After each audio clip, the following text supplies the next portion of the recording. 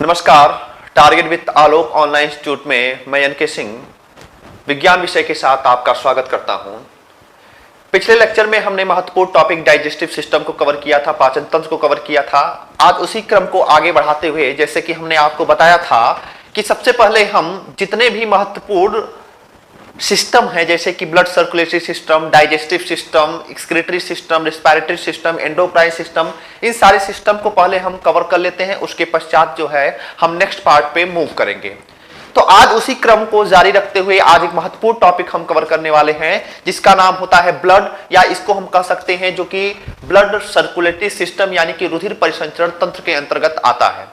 तो ध्यान से मेरी बातों को आप समझने का प्रयास करेंगे क्योंकि ये चैप्टर और पिछला चैप्टर यानी कि डाइजेस्टिव सिस्टम, ये दोनों चैप्टर जो हैं ये कॉन्सेप्ट से रिलेटेड होते हैं। यानी कि यहां से जो भी क्वेश्चन पूछे जाते हैं यूपीएससी में खास करके, तो यूपीएससी में यहां से क्वेश्चन जो पूछे जाते हैं टोटल एक कॉन्सेप्ट पे आधारित होते हैं। इस वजह से ये क्वेश्चन थोड़ा सा लेंदी भी हो जाता है, बड़ा भी हो जाता है और उसको समझने में थोड़ी सी जटिलता भी आ जाती है। तो शुरुआत करते हैं। सबसे पहले हम बात करेंगे कि रुधिर किसे कहा जाता है, ब्लड किसे कहा जाता है। तो अगर हम रुधिर को समझने का प्रयास करें तो एनसीईआरटी की पहली लाइन लिखी हुई है कि रुधिर एक तरल संयोजी ऊतक होता है। रुधिर एक तरल संयोजी ऊतक होता है। रंग में ये हल्का लाल, स्वाद नमकीन होता है और माध्यम इसका क्षारीय, क्योंकि इसका पीएच मान जो है वो लगभग 7.4 होता है, इस वजह से ये हल्का क्षारीय होता है। अब ये एनसीईआरटी की पहली लाइन लिखी हुई है, लेकिन अगर आप इन शब्दों, जितने भी आप शब्द लिखे गए हैं, इन शब्दों को थोड़ा सा बिटवीन द लाइंस देखने का प्रयास करेंगे, यानी कि इसके जो भी निहितार्थ शब्द हैं उनको समझने का प्रयास करेंगे, तो पूरा ब्लड, पूरा रुधिर जो है अपने आप को डिफाइन करने का प्रयास करता है। जैसे कि आप यहां पे लिखा हुआ है कि ब्लड एक प्रकार का ऊतक है, एक प्रकार का ऊतक है। और ऊतक है इसका मतलब यह किससे मिलकर बना होगा? ये सेल से मिलकर बना होगा या कोशिका से मिलकर बना होगा। सेल जब आपस में मिलते हैं तो ऊतक बनता है। याद रखिएगा, जब दो सेल आपस में मिलते हैं तो टिश्यू का निर्माण होता है, ऊतक का निर्माण होता है। और जब यही टिश्यू आपस में मिल जाते हैं तो ऑर्गन का निर्माण होता है। और जब यही ऑर्गन डेवलप कर जाता है, विकास कर जाता है, तो एक पूरा ह्यूमन बॉडी या किसी भी एनिमल के बॉडी का निर्माण कर देता है। तो यह ऊतक अगर है रुधिर, तो इसका मतलब है कि यह एक प्रकार का सेल का समूह होगा, एक प्रकार का कोशिकाओं का समूह होगा या कोशिकाओं से मिलकर बना होगा। और वह किस प्रकार का कोशिकाओं का समूह है? संयोजी। संयोजी का मतलब होता है कनेक्टिव। संयोजी का मतलब होता है कनेक्टिव। कनेक्टिव का मतलब होता है जोड़ने वाला। कनेक्टिव का मतलब होता है जोड़ने वाला। किसको जोड़ने का प्रयास कर रहा है? ध्यान से समझने का प्रयास करिएगा। किसको जोड़ने का प्रयास कर रहा है? मान लीजिए इस समय आप बैठकर पढ़ रहे होंगे तो आपके मस्तिष्क की कोशिकाएं काम कर रही होंगी और मस्तिष्क की कोशिकाएं तभी तक कार्य करेंगी जब उनके पास ग्लूकोज होगा और ऑक्सीजन होगा। और ग्लूकोज कहां से मिलेगा? आप जानते हैं कि जब आप भोज्य पदार्थों को ग्रहण करते हैं तो डाइजेशन के उपरांत ग्लूकोज का निर्माण होता है और जब रिस्पायरेशन आप करते हैं तो ऑक्सीजन आपको मिलता है। तो उस ऑक्सीजन को और उस ग्लूकोज को लेके जाएगा कहां पे? मस्तिष्क की कोशिकाओं पर। जहां पे भी इसकी आवश्यकता होगी, जिस भी कोशिका के पास इसकी रिक्वायरमेंट होगी, वहां तक ये लेके जाने का कार्य करता है। यानी कि ये हमारे शरीर के बीच में एक सामंजस्य, एक कनेक्टिविटी भी बनाने का प्रयास कर रहा है। इसी वजह से इसको हम संयोजी ऊतक के अंतर्गत रखते हैं। याद रखिएगा, हमारे शरीर की जो अस्थि होती है, बोन होता है, वह भी एक प्रकार का संयोजी ऊतक होता है। कार्टिलेज जो है यह भी एक प्रकार का संयोजी ऊतक होता है। और क्यों संयोजी का नाम दिया गया है? वो इस वजह से क्योंकि यह किन्हीं न किन्हीं अंगों के बीच में, कोशिकाओं के बीच में, ऊतकों के बीच में कनेक्टिविटी बनाने का कार्य कर रहे हैं। और तरल शब्द लिखा हुआ है, तरल। तो तरल से एक मतलब तो आप निकाल ही सकते हैं कि तरल अगर है या फ्लूइड अवस्था में है तो यह प्रवाहमान रहेगा या गतिमान रहेगा या रुधिर वाहिनियों में चलता रहेगा। और तरल इस वजह से है क्योंकि यह बना होता है, अधिकांश इसका हिस्सा जो है वह जल से मिलकर बना होता है। अभी हम आगे बात करेंगे कि रुधिर का सर्वाधिक बड़ा हिस्सा प्लाज्मा होता है और प्लाज्मा का सर्वाधिक बड़ा हिस्सा क्या होता है?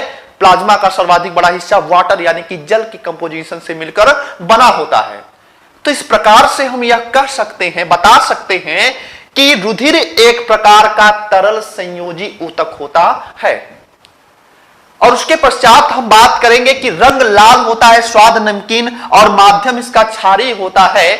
लेकिन क्यों होता है इसको समझने का थोड़ा प्रयास करते हैं। रंग इसका लाल इस वजह से होता है क्योंकि ब्लड में आरबीसी पाया जाता है और आरबीसी में पाया जाता है हीमोग्लोबिन। आरबीसी में पाया जाता है हीमोग्लोबिन और हीमोग्लोबिन में होता है हिम नामक एक वर्णक, एक पिगमेंट जो रुधिर को रंग प्रदान करने का कार्य करता है। इसके बारे में अभी मैं डिटेल से बातें करूंगा। अभी मैं केवल आपको इस चैप्टर से तारुफ कराने का प्रयास कर रहा हूं, किसी तरह से आप इन सारी चीजों को समझ सकें, एक नया अप्रोच के साथ इसको पढ़ सकें। तो लाल हमने आपको बताया इस वजह से क्योंकि इसमें हीमोग्लोबिन पाया जाता है। लेकिन एक बात हमेशा याद रखिएगा, हीमोग्लोबिन के कारण रुधिर का रंग लाल नहीं होता है। हीमोग्लोबिन जब ऑक्सीजन के साथ होता है, यानी जब हीमोग्लोबिन ऑक्सीजन के साथ मिलता है तो वह ऑक्सी हीमोग्लोबिन नामक अस्थायी यौगिक में कन्वर्ट हो जाता है। आगे हम उसकी बात हम करेंगे कि हीमोग्लोबिन का सबसे महत्वपूर्ण कार्य क्या होता है। यह ऑक्सीजन को अपने साथ लेकर जाता है, यानी कि यह ऑक्सीजन के परिवहन के लिए जिम्मेदार होता है। हमारी शिराओं में, हमारे वेन्स में, जो कि हमारे शरीर के बाह्यतम हिस्सों में है, उसमें ब्लड तो है, रुधिर तो है, लेकिन वो लाल रंग का नहीं है। वो किस रंग का है? वो बैगनी, हल्के बैगनी रंग का है।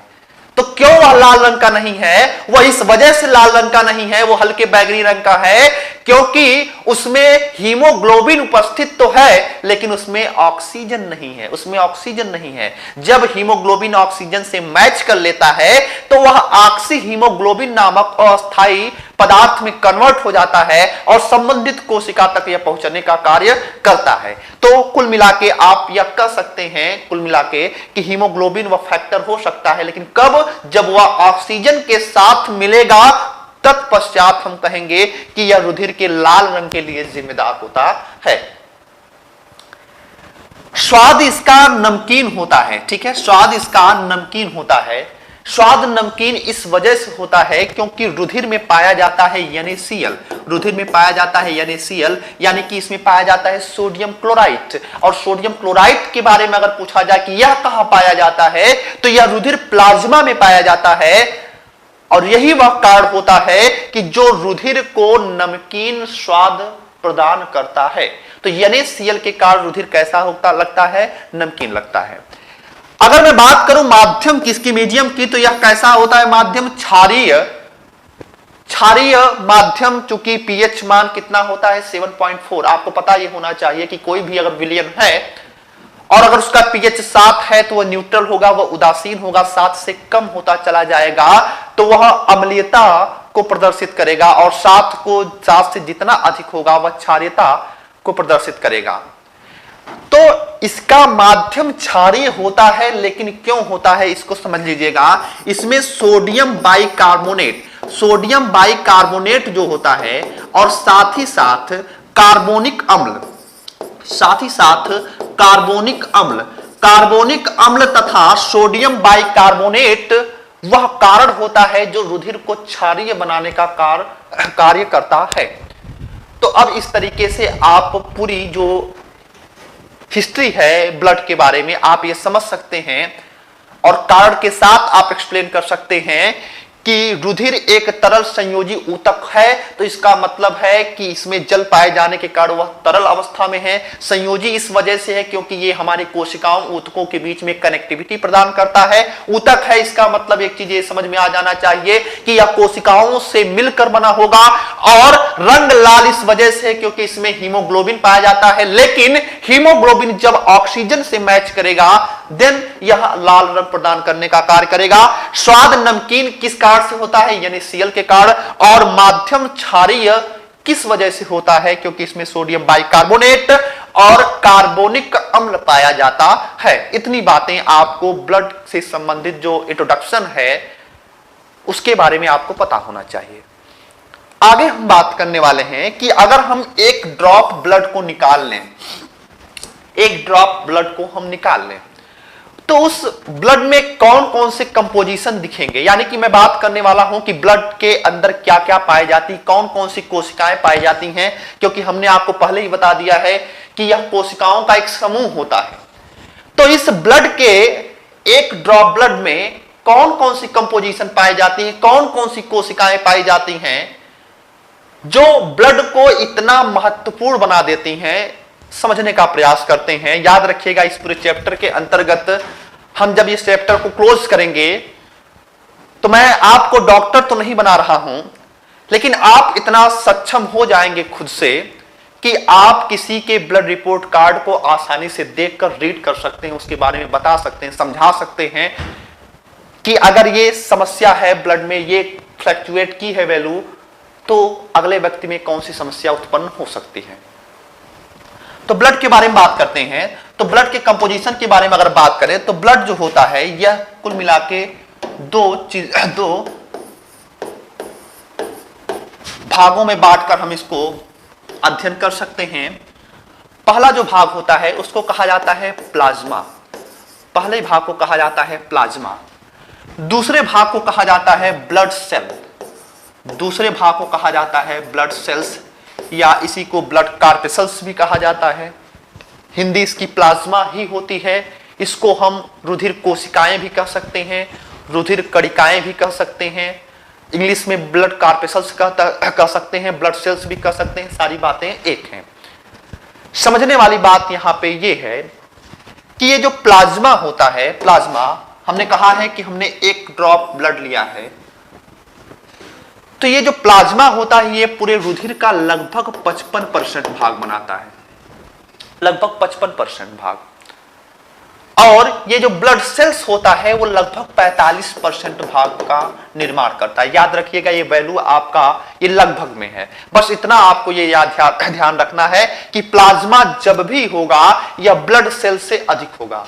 प्लाज्मा की वैल्यू हम जब भी रखेंगे वो ब्लड सेल से हम अधिक रखेंगे, यानी कि रुधिर कोशिकाओं से हम अधिक रखेंगे। और अगर यह आपसे क्वेश्चन पूछ दिया जाए कि ब्लड जो है ये मानव शरीर के भार का कितना परसेंट होता है, तब ये याद रखिएगा 7 से लेके 8%। ठीक है, अगर मैं बात करूं 7 से लेके 8% जो होता है ये पाया जाता है रुधिर मानव शरीर का। ठीक है, तो ये पॉइंट को आप वहां पे ऐड कर लेंगे। तो प्लाज्मा के बारे में पहले बात करते हैं कि प्लाज्मा क्या होता है, प्लाज्मा क्या होता है और इसकी इंपॉर्टेंस मानव रुधिर में किस प्रकार से होती है, समझने का प्रयास करते हैं। तो एक चार्ट के माध्यम से इसको समझते हैं, एक चार्ट के माध्यम से इसको समझने का प्रयास करते हैं। देखिएगा, हमने कहा कि रक्त संगठन के बारे में यानी कि ब्लड कंपोजिशन के बारे में चर्चा कर रहे थे कि यह दो भागों में बटा हुआ है, प्लाज्मा और दूसरा क्या है, रक्त कोशिकाएं यानी कि ब्लड सेल्स। प्लाज्मा के बारे में हमने बताया है कि ये लगभग कितना होगा आपका 55%, ये लगभग कितना होगा आपका 55% भाग बनेगा। इसके पश्चात अगर हम बात करें, इसके पश्चात तो रक्त कोशिकाओं के बारे में बात करें तो लगभग कितना होगा, ये 45% भाग का निर्माण करेगा। अब प्लाज्मा के बारे में थोड़ा सा कंसंट्रेट होकर समझने के प्रयास करिएगा। प्लाज्मा जो होता है इसका सर्वाधिक बड़ा हिस्सा लगभग 92% बात हम करेंगे तो लगभग 92% जो है प्लाज्मा यह बना होता है किसका, जल से। लगभग 92% जो होता है जल पाया जाता है। किसमें जल पाया जाता है, इस प्लाज्मा में लगभग 92% जो है यह जल पाया जाता है।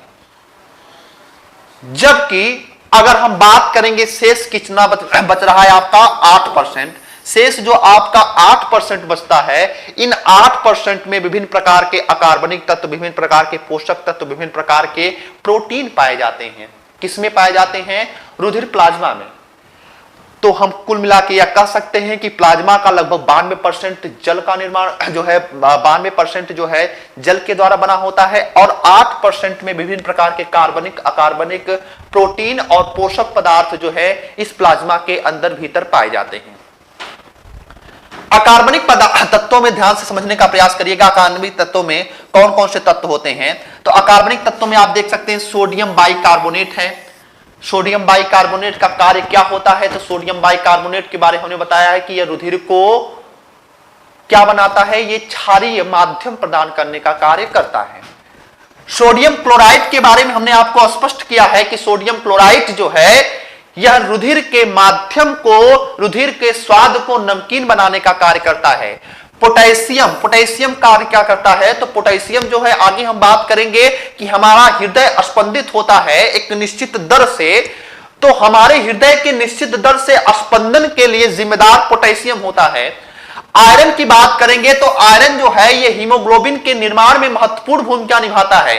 बेसिकली जो हिम नामक वर्णक होता है हीमोग्लोबिन में, उसके निर्माण में ये आयरन तत्व, ये आयरन एलिमेंट महत्वपूर्ण भूमिका निभाता है। यही कारण होता है कि जब आयरन की कमी हो जाती है तो हीमोग्लोबिन की कमी हो जाती है, और जब हीमोग्लोबिन की कमी हो जाती हो तो व्यक्ति को रक्त अल्पता अर्थात एनीमिया नामक रोग हो जाता है। एनीमिया या रक्त अल्पता नामक रोग हो जाता है कब? जब आयरन की कमी हो जाने से हीमोग्लोबिन का स्तर डाउन हो जाता है।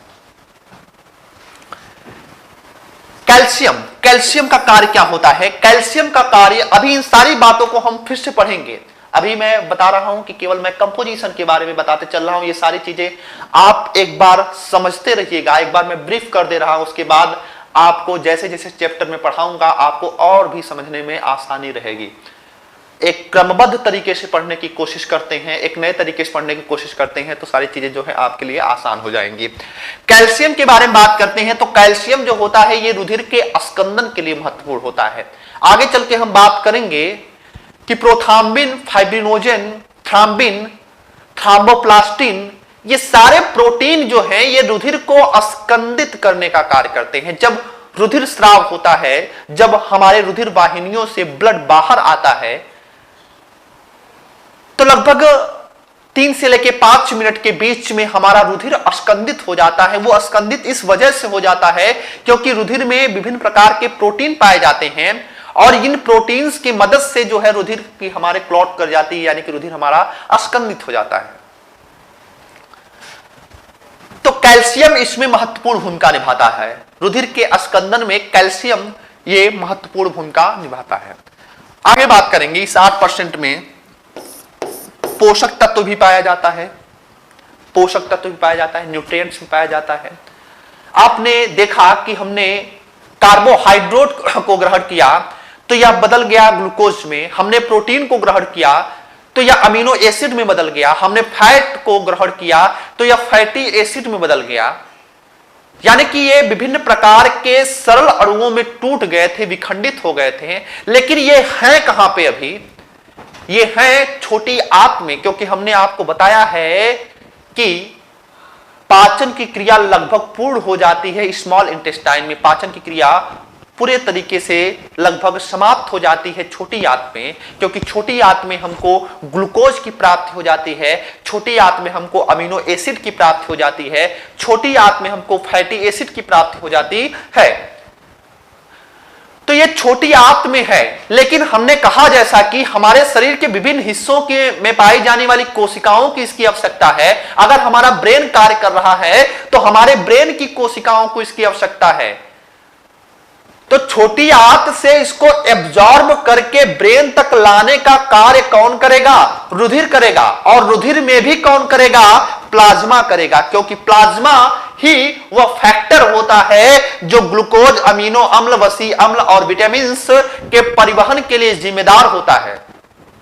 बेसिकली रुधिर का पूरा कार्य ही अगर हम एक लाइन में डिफाइन करने की कोशिश करें तो हम यह कह सकते हैं कि रुधिर का सबसे बड़ा कार्य परिवहन का होता है। सबसे बड़ा कार्य परिवहन का होता है। परिवहन किसका? किसी भी चीज को हमारे शरीर में एक स्थान से दूसरे स्थान पे लेके जाना है तो वह रुधिर के माध्यम से होगा। यह क्रिया रुधिर के माध्यम से ही संपन्न होगी। चाहे अगर ऑक्सीजन को लेके जाना है तो रुधिर सामने आएगा, कार्बन डाइऑक्साइड को लेके जाना है तो रुधिर सामने आएगा, विटामिन को लेके जाना है तो रुधिर सामने आएगा, ग्लूकोज को लेके जाना है रुधिर, फैटी एसिड को लेके जाना, अमीनो एसिड को लेके जाना है, दवा को लेके जाना है, एल्कोहल को लेके जाना है। किसी भी चीज को हमारे शरीर में एक स्थान से दूसरे स्थान पे ट्रांसपोर्टेशन करना है, लेके जाना है, परिवहन करना है, तो यह कार्य रुधिर का होता है। यह कार्य किसका होता है? रुधिर का। इतनी बातें आपको समझ में आ जानी चाहिए।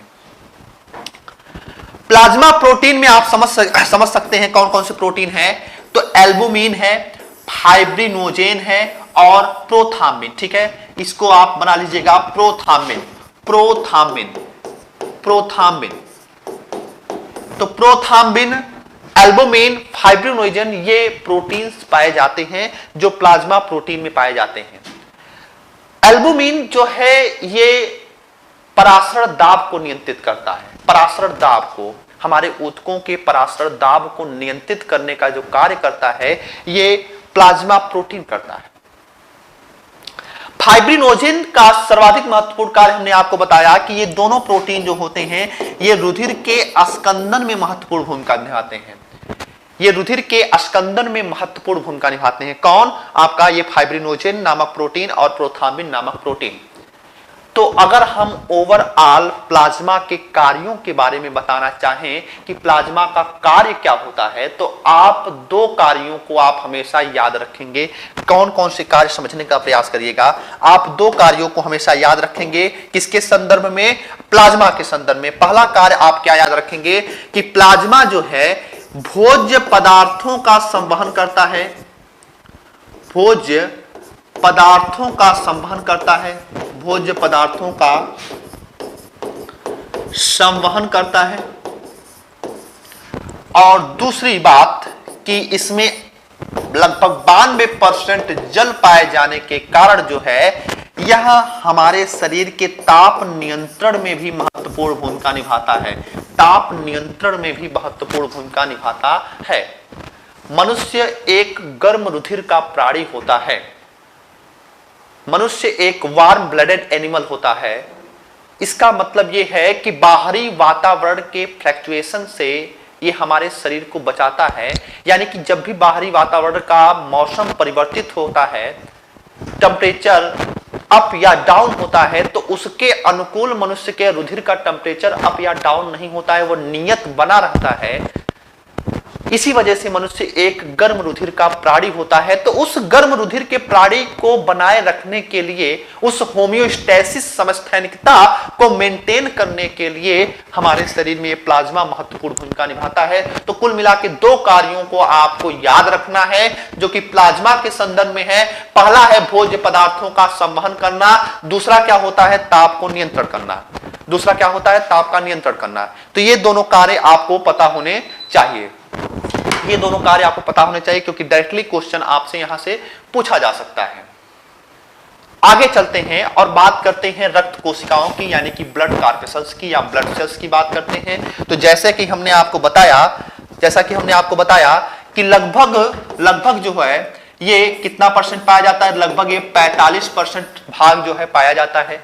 लगभग 45% जो है ब्लड सेल्स पाया जाता है। ब्लड सेल्स को जो रुधिर कोशिकाएं होती हैं उसके अंतर्गत 3 प्रकार की कोशिकाएं महत्वपूर्ण होती हैं। ध्यान समझने का प्रयास करेंगे कौन कौन सी कोशिकाएं होती हैं। तो ब्लड सेल्स की अगर हम बात करेंगे तो ब्लड सेल्स 3 प्रकार के होते हैं। ध्यान समझिएगा, ब्लड सेल्स 3 प्रकार के होते हैं। पहला होता है आरबीसी, दूसरा होता है डब्ल्यूबीसी और तीसरा होता है प्लेटलेट्स। आरबीसी को इरिथ्रोसाइट्स कहा जाता है। याद रखिएगा, अब आरबीसी को आरबीसी न लिखकर एग्जाम पेपर में जो है इरिथ्रोसाइट्स लिखा रहता है, तो इरिथ्रोसाइट्स कहा जाता है। डब्ल्यूबीसी को ल्यूकोसाइट्स कहा जाता है। ठीक है, ल्यूकोसाइट, इसको ल्यूकोसाइट्स कहा जाता है। और प्लेटलेट्स को थ्रोम्बोसाइट्स कहा जाता है। फिर से मैं रिपीट कर दूं, आरबीसी, डब्ल्यूबीसी, प्लेटलेट्स। तो आरबीसी को इरिथ्रोसाइट्स कहेंगे, डब्ल्यूबीसी को ल्यूकोसाइट्स कहेंगे और प्लेटलेट्स को थ्रोम्बोसाइट्स के नाम से जानते हैं। ये ब्लड सेल्स के अंतर्गत पाई जाने वाली 3 प्रकार की कोशिकाएं होती हैं। आरबीसी की अगर मैं संख्या की बात करूं तो जैसा कि हमने आपको बताया था कि लगभग ये कितना परसेंट है, तो ये लगभग 45% है। और इस 45% में याद रखिएगा लगभग 99% भाग जो होता है, लगभग 99% भाग का निर्माण अकेले कौन करता है? आरबीसी। लगभग 99% का निर्माण जो है वो आरबीसी करता है, रेड ब्लड कार्पेसल्स करती है। इसकी संख्या अगर मैं बात करूं, संख्या को आप याद रखेंगे, इसकी संख्या की मैं बात करूं अगर आरबीसी की, तो मानव शरीर में इसकी संख्या जो पाई जाती है वो 45 से लेकर 50 लाख प्रति mm क्यूब पाई जाती है। 45 से लेके 50 लाख प्रति mm क्यूब इसकी संख्या पाई जाती है। जब आप ब्लड रिपोर्ट कार्ड देखेंगे तो उसमें लिखा रहता है ये सारी चीजें कि आरबीसी की संख्या अगर इसके और इसके बीच में है, 45 से 50 के बीच में है, तो व्यक्ति नॉर्मल है, और अगर यही संख्या जो है आपका 45 से नीचे चली जाती है तो उसी अवस्था को हम एनीमिया के नाम से जानते हैं। आगे हम बात करेंगे आरबीसी के बारे में, लेकिन एक पॉइंट आप यहां पे जानते रहिएगा कि आरबीसी का सबसे महत्वपूर्ण कार्य होता है ऑक्सीजन का परिवहन करना। ऑक्सीजन का परिवहन करना यह सबसे महत्वपूर्ण कार्य होता है किसका? आरबीसी का। डब्ल्यूबीसी की संख्या की बात करें तो लगभग 5000 से लेकर 9000 प्रति mm क्यूब इसकी संख्या होती है, प्रति mm क्यूब इसकी संख्या होती है। और ल्यूकोसाइट यानी कि डब्ल्यूबीसी का सबसे महत्वपूर्ण कार्य के बारे में अगर हम बात करें तो इसका सबसे बड़ा महत्वपूर्ण कार्य होता है कि यह मानव शरीर के प्रतिरक्षा तंत्र को मजबूत रखता है। मानव शरीर के इम्यून सिस्टम से सीधा संबंध डब्ल्यूबीसी का होता है, ल्यूकोसाइट्स का होता है। और वहीं पे अगर मैं प्लेटलेट्स की बात करूं तो थ्रोम्बोसाइट जो होता है, ये संख्या इसकी आप याद रख सकते हैं 3 लाख प्रति mm क्यूब होता है, और इसका सीधा संबंध जो होता है रुधिर अस्कंदन से होता है। क्यों रुधिर अस्कंदन से होता है और क्यों इसका प्रतिरक्षा तंत्र से संबंधित होता है, ऐसी कौन सी संरचनाएं इसके अंतर्गत पाई जाती हैं, इन सारी चीजों पे हम चर्चा करने वाले हैं। अभी आप मोटे मोटे ये आइडिया समझ लीजिए कि ल्यूकोसाइट का संबंध प्रतिरक्षा तंत्र से रहेगा, इम्यूनोसाइट से रहेगा, इम्यून सिस्टम से रहेगा। थ्रोम्बोसाइट्स का जो है संबंध ये रुधिर के अस्कंदन से रहेगा, और इरिथ्रोसाइट्स का संबंध किससे रहेगा? आपका ऑक्सीजन के परिवहन से रहेगा। इतनी बातें आपको समझ में आ जानी चाहिए। और प्लाज्मा के बारे में हमने आपको बता दिया है कि प्लाज्मा के 2 महत्वपूर्ण कार्य आप याद रखेंगे। पहला महत्वपूर्ण कार्य याद रखेंगे कि यह भोज्य पदार्थों का परिवहन करेगा, और दूसरा महत्वपूर्ण कार्य याद रखेंगे कि यह ताप को नियंत्रित करने का कार्य करता है। अब मैं ब्लड कॉर्पस्कल से यानी कि रुधिर कोशिकाओं के एक एक करके जो है सारी चीजों को डिफाइन करने की कोशिश कर रहा हूं, ध्यान से समझने की कोशिश करिएगा। मैं चल रहा हूं आरबीसी को समझाने, ठीक है। आरबीसी क्या होता है और ये मानव शरीर में किस तरीके से ये इंपॉर्टेंस रखता है, इसको समझने का प्रयास करिएगा। अगर मैं आरबीसी की बात करूं, आरबीसी की, तो आरबीसी के बारे में हमने पहले आपको बता दें कि आरबीसी एक प्रकार की कोशिका है, और आरबीसी अगर एक प्रकार की कोशिका है तो इसका मतलब यह है कि यह कोशिका भी जन्म लेगी, और धीरे धीरे यह वयस्क होगी, और वयस्क होने के पश्चात धीरे धीरे यह वृद्ध भी हो जाएगी, और वृद्ध होने के पश्चात यह क्या हो जाएगी? समाप्त भी हो जाएगी, और समाप्त होने के पश्चात इसका विघटन भी हो जाएगा। जैसे कि मनुष्य क्या है? मनुष्य कोशिकाओं का एक समूह है। मनुष्य के शरीर में कोशिकाओं से बना हुआ एक क्या है? पुतला है ये। तो अगर मैं एक कोशिका की बात करूं तो जैसे मनुष्य जन्म ले रहा है, साथ में कोशिका भी जन्म ले रही है। तो कोशिका जन्म लेती है तो आरबीसी कोशिका है, तो इसका जन्म कहां पे होता है समझने की कोशिश करते हैं। इसका जन्म कहां पे होता है? तो आरबीसी की जन्म की मैं बात करने जा रहा हूं कि आरबीसी का जन्म कहां पे होता है। तो आरबीसी के संदर्भ में आप भ्रूणावस्था के समय में इसकी कंडीशन दूसरी थी, और जन्म के पश्चात इसका निर्माण की कंडीशन दूसरी है। यानी कि भ्रूणावस्था में आरबीसी का निर्माण कहीं और होता है, और जन्म के पश्चात जो है आरबीसी का निर्माण किसी दूसरी प्रकार की कोशिकाओं के समूह में होता है। ध्यान समझने की कोशिश करिएगा। आरबीसी की अगर मैं बात करूं कि भ्रूणावस्था में यानी कि जब बच्चा मां के गर्भ में होता है तो उस भ्रूणावस्था में आरबीसी का जो निर्माण होता है वो 3 स्थानों पे होता है। 3 स्थानों पे होता है। ध्यान समझने का प्रयास करिएगा। पहले चरण में अगर मैं बात करूं, जब भ्रूण लगभग 1 महीने का होता है, मां के गर्भ में जब भ्रूण 1 महीने का होता है, तो उस समय आरबीसी का निर्माण एक कोशिका है जिसका नाम है यॉर्क सैक। उसका नाम है यॉर्क सैक। यॉर्क सैक नामक कोशिका में सबसे प्रारंभिक चरण में, यानी कि जब बच्चा 1 महीने का होता है, उस समय यॉर्क सैक में होता है। दूसरे चरण की बात करें, जब बच्चा बड़ा होता है, लगभग 2, 3, 4, 5 महीने का होता है, तो उस समय आरबीसी का निर्माण लीवर में होता है, यानी कि यकृत में होता है, लीवर में, यकृत में होता है। और वही जब बच्चा आपका 7-8 महीने का हो जाता है, तो उस समय जो आरबीसी का निर्माण होता है वो स्प्लीन में होता है, वो स्प्लीन में होता है। स्प्लीन का मतलब होता है प्लीहा, प्लीहा यानी कि इसको तिल्ली भी कहते हैं। तो प्लीहा, तिल्ली या स्प्लीन, तीनों बातें एक हैं, और इसमें भी आपका आरबीसी का निर्माण होता है, लीवर में भी होता है और यकृत में होता है। तो भ्रूण अवस्था की अगर बात हम करें तो आप ये तीनों पॉइंट्स जो है आप याद रखेंगे कि तीनों जगहों पे होता है, और कब कब होता है इसके बारे में हमने आपको बता दिया। लेकिन अभी तक जो क्वेश्चन आपका पूछा गया है वो लीवर को लेकर पूछा गया है, यकृत को लेकर पूछा गया है कि भ्रूणावस्था में आरबीसी का निर्माण कहां पे होता है, यकृत में। लेकिन अगर ये तीनों ऑप्शन आपके रहे तो तीनों आपके ऑप्शन क्या है, सही है, सही रहेंगे। इस बात को आप हमेशा याद रखिएगा। ये तो भ्रूणावस्था की कंडीशन है, भ्रूणावस्था की कंडीशन है। अगर मैं बात करूं कि जब बच्चा जन्म ले लेता है, यानी कि जन्म के पश्चात, अगर मैं बात करूं कि जन्म के पश्चात आरबीसी का निर्माण कहां पे होता है, तो जन्म के पश्चात आरबीसी का जो निर्माण होता है वह आरबीएम में होता है। आरबीएम, आरबीएम का मतलब होता है red bone marrow, red bone marrow, या इसी को हिंदी में क्या बोलते हैं, हिंदी में इसको कहा जाता है लाल अस्थि मज्जा, इसको बोला जाता है लाल अस्थि मज्जा। लाल अस्थि मज्जा में जन्म के पश्चात आरबीसी का निर्माण होता है। अब यहां पे समझने वाली बात यह है कि ये आरबीएम कहां पे होता है और क्या सभी आरबीएम में आरबीसी का निर्माण होता है, और अगर आरबीएम है तो आरबीएम की लोकेशन क्या है, इसको थोड़ा सा समझ लेते हैं। अगर मैं आरबीएम की बात करूं तो लंबी अस्थियों के किनारों पर जो है आरबीएम पाया जाता है। ठीक है, समझिएगा, लंबी अस्थियों के किनारे वाले भाग पे अगर मैं बात करूं आरबीएम की, तो हमारे शरीर के जो लंबी अस्थियां होती हैं, लंबी अस्थियां जो होती हैं, उन लंबी अस्थियों के किनारे वाले भाग पर आरबीएम पाया जाता है, आरबीएम पाया जाता है। मान लीजिए एक लंबी अस्थि है, तो इस लंबी अस्थियों के मध्य में एक गुहा पाई जाती है, एक मैरो पाई जाती है जिसको बोन मैरो कहा जाता है। इसको क्या बोला जाता है, इसको बोन मैरो कहा जाता है।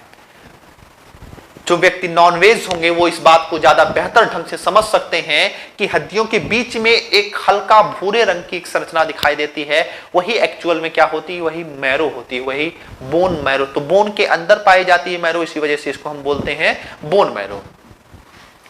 ऐसा नहीं है कि सभी लंबी अस्थियों को हम बोन मैरो कह सकते हैं। बेसिकली हमारे शरीर की कुछ खास प्रकार की अस्थियां में ये बोन मैरो पाया जाता है। जैसे कि मैं बात करूं कि क्रेनियम, हमारे मस्तिष्क के चारों तरफ एक हड्डियों से घिरी हुई संरचना होती है जिसको हम क्रेनियम का नाम देते हैं। हमारे जो रिब्स होती हैं, रिब्स, पसलियों के अंदर आरबीएम पाया जाता है। हमारा स्टर्नम, इन दोनों पसलियों को जोड़ने वाला, उसके अंदर आरबीएम पाया जाता है। हमारा फीमर जांघ की अस्थि जो होती है, इसके अंदर पाया जाता है ये अस्थि मज्जा। लेकिन हमारे शरीर के सभी प्रकार की अस्थियों में यह नहीं पाया जाता। अगर हम बात करें कि आप फ्लेंजीज में पाया जाता है, मेटाटार्सल्स में, मेटाकार्पल्स में पाया जाता है, तो आप बोलेंगे नहीं, क्योंकि सभी अस्थियों में ये संरचना नहीं पाई जाती है। कुछ खास प्रकार के मानव के शरीर में ये अस्थियां पाई जाती हैं और उन्हीं अस्थियों में ये आरबीएम की संरचना पाई जाती है, या ये मज्जा गुहा पाया जाता है। अब मज्जा गुहा जो पाया जाता है, हमने कहा है कि इसके किनारे वाले भाग पे, ठीक है, इसके किनारे वाले भाग पे, यानी कि यहां पे इस किनारे वाले भाग पे, इस किनारे वाले भाग पे और इस किनारे वाले भाग पे, इस किनारे वाले भाग पर जो संरचना पाई जाती है उस संरचना का नाम क्या है, उस संरचना का नाम है आरबीएम। उस संरचना का नाम क्या है, उस संरचना का नाम है आरबीएम, यानी कि लाल अस्थि मज्जा। तो लाल अस्थि मज्जा की लोकेशन आपको ये पता चल गई कि लंबी अस्थियों के किनारे वाले भाग पर आरबीएम पाया जाता है, यानी कि लाल अस्थि मज्जा पाया जाता है। और यहीं पे एक महत्वपूर्ण और संरचना होती है, इसके बारे में भी समझ लेते हैं। इसी लंबी अस्थियों के मध्य वाले भाग पे जो है, यानी कि यहाँ पे मध्य वाले भाग पर जो है एक संरचना पाई जाती है, और इस मध्य वाली संरचना को कहा जाता है वाइबियम। इसे कहा जाता है वाइबियम। वाइबियम का मतलब क्या होता है? वाइबियम के बारे में अगर हम बात करें तो वाई का मतलब होता है येलो बोन मैरो। इसको हम क्या बोलेंगे? येलो बोन मैरो, यानी कि इसको कहा जाएगा आपका कि पीत अस्थिमज्जा। हिंदी में इसको क्या बोलेंगे? हिंदी में इसको कहेंगे पीत अस्थिमज्जा। याद रखिएगा, कंफ्यूजन नहीं होना चाहिए। कंफ्यूजन ये नहीं होना चाहिए कि लाल अस्थिमज्जा में लाल रक्त कणिकाओं का निर्माण हो रहा है तो पीत अस्थिमज्जा में पीत नहीं। पीत अस्थिमज्जा में जिस कोशिका का निर्माण होता है उसका नाम क्या है? उसका नाम होता है ल्यूकोसाइट, अर्थात इसको हम क्या बोलेंगे? इसको हम WBC कहेंगे। तो WBC का निर्माण जो होता है वह वाइबियम में होता है, वह येलो बोन मैरो में होता है, जबकि लाल अस्थिमज्जा में या रेड बोन मैरो में किसका निर्माण होता है? तो RBC का निर्माण होता है। किसमें? RBC का। और यह संपूर्ण प्रक्रिया जो होती है, यह ब्लड बनने की जो संपूर्ण प्रक्रिया होती है, चाहे जन्म के पहले यानी कि भ्रूणावस्था में या जन्म के पश्चात, ये जो संपूर्ण प्रक्रिया होती है इसको कहा जाता है हीमोपोयोसिस। ठीक है, याद रखिएगा, इसको कहा जाता है आपका हीमोपोयोसिस। ये जो संपूर्ण प्रक्रिया होती है जो ब्लड बनने की, इसको कहा जाता है आपका हीमोपोयोसिस। याद रखिएगा, क्वेश्चन आपका बन सकता है हीमोपोयोसिस, क्योंकि अगर क्वेश्चन आपसे ये पूछ दे कि हीमोपोयोसिस की क्रिया जन्म से पहले कहां पे होती है, तो पहले हमको ये समझ में आना चाहिए कि हीमोपोयोसिस क्या होता है। तो ब्लड निर्माण की जो प्रक्रिया होती है इसको हम क्या बोलते हैं? इसको हम हीमोपोयोसिस कहते हैं। ठीक है, तो इतना आपने समझ लिया, काफी डिटेल से आपने समझा कि आरबीसी का निर्माण हो गया। ठीक है, कोशिका ने जन्म ले लिया। अब कोशिका धीरे धीरे ग्रो अप करना शुरू करती है, धीरे धीरे बढ़ना शुरू करती है, क्योंकि यह भी कोशिका है। तो कोशिका के बारे में हमने आपको बताया कि यह भी जन्म लेगी, यह भी वयस्क होगी। तो जन्म ले लिया है, अब वयस्क होना चाहती है, अब ये भी धीरे धीरे बड़ा होना चाहती है, ग्रो करना चाहती है। तो ये वयस्क होने के लिए इसमें एक विटामिन सहायता करता है इसकी। ये जो कोशिका है, इसने जो जन्म लिया है, ये अब जब बड़ी होती है तो उसके लिए एक विटामिन होता है। वह विटामिन जो है इसके वयस्क होने के लिए, इसके मैच्योरनेस के लिए महत्वपूर्ण होता है, और उस विटामिन का नाम होता है विटामिन B12, जिसको हम साइनोकोबालामीन भी कहते हैं। तो साइनोकोबालामीन या विटामिन B12 जो है, अब यह धीरे धीरे इसको वयस्क करने की कोशिश करेगी। याद रखिएगा, जब विटामिन B12 की कमी हो जाती है, डिफिशियंसी हो जाती है, तो आरबीसी निर्माण तो आरबीसी का जन्म तो होता है, लेकिन आरबीसी मैच्योर नहीं हो पाता। यही कारण होता है, आरबीसी जन्म लेता है, लेकिन अगर विटामिन B12 नहीं होता है तो वह वयस्क नहीं हो पाता है, वह मैच्योर नहीं हो पाता है, और मैच्योर नहीं हो पाए जाने के कारण जो है वह ऑक्सीजन का परिवहन नहीं कर पाता है। और यही कारण होता है कि व्यक्ति को सबसे घातक एनीमिया, जिसको हम परनीसियस एनीमिया आगे चल के कहेंगे, जिसको हम प्राणघातक एनीमिया कहते हैं, तो वो प्राणघातक नामक एनीमिया से जो है वो जूझने लगता है। तो एक चीज आप तय समझिएगा, क्या कि जब ये जन्म ले लिया है तो जन्म के पश्चात जो है विटामिन B12 जो है इसको वयस्क बनाने का कार्य करेगी, यानी कि इसको मैच्योर करने का कार्य करेगी। मैच्योर भी हो गया, वयस्क भी हो गया, विटामिन B12 ने सहायता कर दी। अब उसके पश्चात क्या होगा? उसके पश्चात अब यह धीरे धीरे वृद्ध होना शुरू होगा, और जब वृद्ध हो जाएगा तो लगभग इसका जो जीवन काल होता है, इसका जीवन काल, अगर इसकी मैं लाइफ साइकिल की बात करूं तो इसका जो जीवन काल होता है, इसका जीवन काल लाइफ साइकिल जो है वो लगभग 120 दिन की होती है। 120 दिन, लगभग 120 डेज में यह जाके समाप्त हो जाता है, मर जाता है। और जब मर जाता है तो ये, यानी कि जब आरबीसी की अगर मैं बात कर रहा हूं तो आरबीसी को जो है विघटन करने की जिम्मेदारी, इसको तोड़ने की जो जिम्मेदारी होती है वह प्लीहा की होती है। प्लीहा की यानी कि स्प्लीन की होती है। स्प्लीन यानी कि तिल्ली की होती है। यहां पे मैं कुछ चीजों को और स्पष्ट कर देना चाहता हूं कि जो आरबीसी का विघटन होता है वह प्लीहा में भी होता है, वह अस्थिमज्जा में भी होता है, वह यकृत में भी होता है। इन तीनों स्थानों पे आरबीसी का विघटन होता है। ठीक उसी प्रकार से जैसे हमने कहा कि आरबीसी का जन्म प्लीहा में भी होता है, यकृत में भी होता है, अस्थिमज्जा में भी होता है, ठीक उसी प्रकार से इसका विघटन भी इन तीनों जगहों पे होता है। लेकिन अभी तक आयोग के द्वारा जो माना गया सर्वाधिक वो क्या है, प्लीहा यानी कि स्प्लीन। तो आप इसको याद रखेंगे, लेकिन अगर तीनों चीजें दे ऑप्शन में, जैसा कि यूपीएससी की आदत होती है, तो आप उसको गलत नहीं करेंगे। यानी कि प्लीहा में भी होगा, यकृत में भी होगा और अस्थिमज्जा में भी होगा, अस्थिमज्जा में भी होगा, अस्थिमज्जा में होगा। लेकिन अगर इसमें से सर्वाधिक एप्रोप्रिएट पे आपको जाना है तो सर्वाधिक एप्रोप्रिएट क्या होगा आपका, प्लीहा। सर्वाधिक एप्रोप्रिएट क्या होगा आपका, प्लीहा। इस बात को आपको हमेशा पता होना चाहिए। तो जीवन काल इसका हो गया, विघटन भी हो गया, और यही जब विघटन होगा तो आप आगे की कहानी पढ़े हुए हैं कि यह बिलिरुबिन और बिलवर्डिन नामक पदार्थों में बदल जाता है आरबीसी, और ये एक हानिकारक, एक उत्सर्जी पदार्थ के रूप में जाना जाता है। और इसको यकृत जो है वह ब्लड में डाल के जो है बड़ी आंत में भेज देता है, और उसके पश्चात उसको उत्सर्जी पदार्थों के रूप में बाहर कर दिया जाता है। तो इसी बिलिरुबिन और बिलवर्डिन की मैं बात कर रहा था कि जो कि आरबीसी के विघटन से उत्पन्न होते हैं, और जब उसी यकृत में इंफेक्शन हो जाता है, यकृत में संक्रमण हो जाता है, तो बिलिरुबिन और बिलवर्डिन रक्त के माध्यम से, रुधिर के माध्यम से पूरे शरीर में फैल जाती है, और व्यक्ति को जॉइंटिस अर्थात पीलिया नामक रोग हो जाता है। इसके पश्चात अगर हम बात करें आरबीसी के विषय में, तो आरबीसी की कुछ और विशेषताओं को समझने की कोशिश करेंगे। तो आरबीसी याद रखिएगा एक केंद्रक विहीन संरचना होती है, यह एक केंद्रक विहीन संरचना होती है, यानी कि इसमें केंद्रक नहीं पाया जाता है। आरबीसी में केंद्रक नहीं पाया जाता है, और केंद्रक नहीं पाए जाने का सबसे बड़ा लाभ यह होता है कि ये आरबीसी ऑक्सीजन के परिवहन में बहुत ही आसानी पूर्वक जो है एक स्थान से दूसरे स्थान पे ऑक्सीजन को पहुंचा देती है। अगर इसमें केंद्रक पाया जाता तो ऑक्सीजन का परिवहन सुगमता पूर्वक नहीं हो पाता। तो केंद्रक विहीन संरचना तो होती है, लेकिन दो जानवर याद रखिएगा, दो एनिमल इसके अपवाद भी होते हैं। एक होता है ऊंट और दूसरा होता है तिब्बती क्षेत्र में पाया जाने वाला एक जानवर जिसका नाम होता है लामा, और ये सामान ढोने के काम में आता है। तो ऊंट और लामा इसके अपवाद हैं, यानी कि इनके आरबीसीज में, इनके लाल रुधिर कणिकाओं में केंद्रक पाया जाता है। तो इतनी बातें आपको याद रखेंगे कि केंद्रक विहीन संरचना होती है।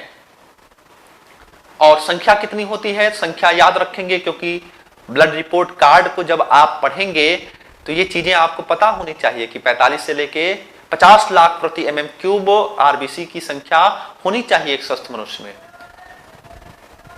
अब आरबीसी का जो सर्वाधिक महत्वपूर्ण कार्य है या सर्वाधिक जो संरचना है महत्वपूर्ण, वो है आपका हीमोग्लोबिन। सर्वाधिक महत्वपूर्ण संरचना जो है वो है हीमोग्लोबिन की। तो हीमोग्लोबिन जो है, हीमोग्लोबिन यह सर्वाधिक महत्वपूर्ण संरचना होती है आरबीसी के अंदर। और अगर हीमोग्लोबिन की बात करेंगे तो हीमोग्लोबिन जो है ये दो पदार्थों से मिलकर बना होता है। दो पदार्थों से, एक होता है क्या, पहला होता है हिम, दो पदार्थों से मिलकर बना होता है। पहला होता है हिम और दूसरा होता है ग्लोबिन। पहला है हिम और दूसरा होता है ग्लोबिन। ग्लोबिन जो है, ग्लोबिन एक प्रकार का प्रोटीन होता है, ग्लोबिन एक प्रकार का प्रोटीन होता है। जबकि हिम की अगर हम बात करेंगे तो हिम एक प्रकार का वर्णक होता है। हिम एक प्रकार का वर्णक होता है, ग्लोबिन एक प्रकार की प्रोटीन होती है। और इसी हिम के निर्माण में जो आयरन होता है, आयरन नामक तत्व जो होता है वो महत्वपूर्ण भूमिका निभाता है। तो हिम एक प्रकार का वर्णक होता है। वर्णक का मतलब होता है रंग प्रदान करने वाला, यानी कि ये रंग प्रदान करने का कार्य करता है। और ग्लोबिन एक प्रकार का प्रोटीन होता है। और दोनों को संयुक्त रूप से अगर हम कार्यों की बात करें तो इसका कार्य क्या होता है, तो इसका कार्य होता है ऑक्सीजन का परिवहन करना। इवन अगर हम बात यह करें कि आरबीसी का सर्वाधिक महत्वपूर्ण कार्य क्या होता है, तो आरबीसी का सर्वाधिक महत्वपूर्ण कार्य होता है ऑक्सीजन का परिवहन करना। यानी कि ऑक्सीजन को लेके जाना। ये हीमोग्लोबिन जैसे ही ऑक्सीजन से मिलती है, ये हीमोग्लोबिन जैसे ही ऑक्सीजन से मिलती है, यह ऑक्सी हीमोग्लोबिन ऑक्सी हीमोग्लोबिन नामक पदार्थों में कन्वर्ट हो जाती है। ऑक्सी हीमोग्लोबिन नामक पदार्थों में कन्वर्ट हो जाती है, यौगिक में कन्वर्ट हो जाती है, और ऑक्सी हीमोग्लोबिन के रूप में ही यह कोशिकाओं तक पहुंचती है। ऑक्सी हीमोग्लोबिन के रूप में ही यह कोशिकाओं तक पहुंचती है, और जब कोशिका तक यह पहुंच जाती है ऑक्सी हीमोग्लोबिन के रूप में, तो यह जो हीमोग्लोबिन होता है यह इससे अलग हो जाता है, ऑक्सीजन से अलग हो जाता है, और ऑक्सीजन जो है इस कोशिका के अंदर प्रवेश कर जाती है, इस कोशिका के अंदर प्रवेश कर जाती है। तो यह बहुत महत्वपूर्ण आपका बिंदु है कि ये हीमोग्लोबिन जब ऑक्सीजन से मिलता है तो ऑक्सी हीमोग्लोबिन का निर्माण करता है, लेकिन ये अस्थायी होता है, और जैसे ही ये कोशिकाओं के पास पहुंचता है हीमोग्लोबिन इससे अलग हो जाता है और ऑक्सीजन उस कोशिका के भीतर अंदर जो है प्रवेश कर जाता है।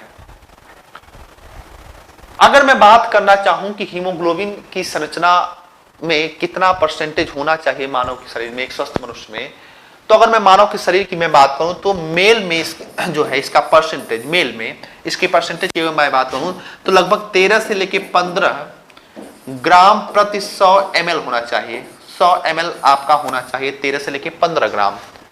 और अगर मैं फीमेल की अगर मैं बात करूं तो फीमेल में इनकी संख्या कुछ कम होती है, मान लीजिएगा 10 से लेकर 13 ग्राम प्रति 100 ml होती है इसकी संख्या। तो महिलाओं में संख्या होती है 10 से लेकर 13 ग्राम प्रति 100 ml, और पुरुषों में यानी कि मेल में अगर बात करूंगा तो मेल में होती है 13 से लेकर 15 ग्राम प्रति 100 ml। तो अगर मैं आरबीसी की ओवरऑल संख्या की बात करूं तो 45 से लेकर 50 लाख प्रति mm3, इसका 13 से 15 मेल में, और फीमेल में 10 से लेकर 13 इसकी क्या होती है संख्या होनी चाहिए एक स्वस्थ मनुष्य की।